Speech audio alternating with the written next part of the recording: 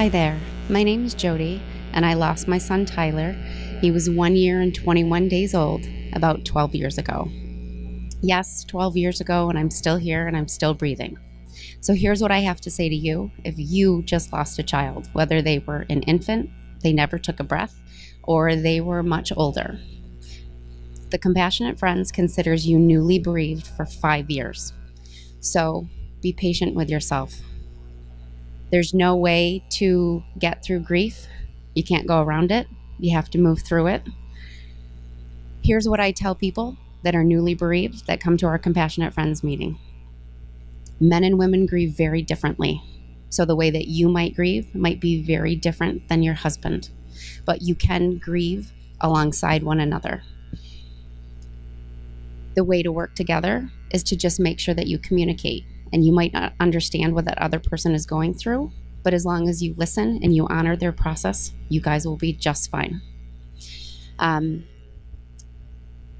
There's no wrong way to grieve.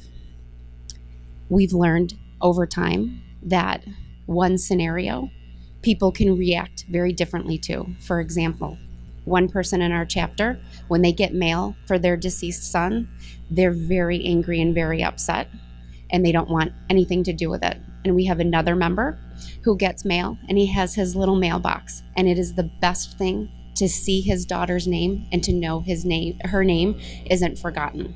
So hearing stories of others made my family and my husband realize that there's no right way or wrong way to do it. Just communicate. The last thing that I want to say is that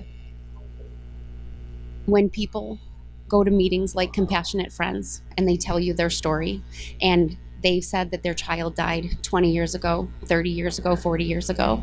At first, when I heard that, I thought, oh my gosh, there's no hope for me.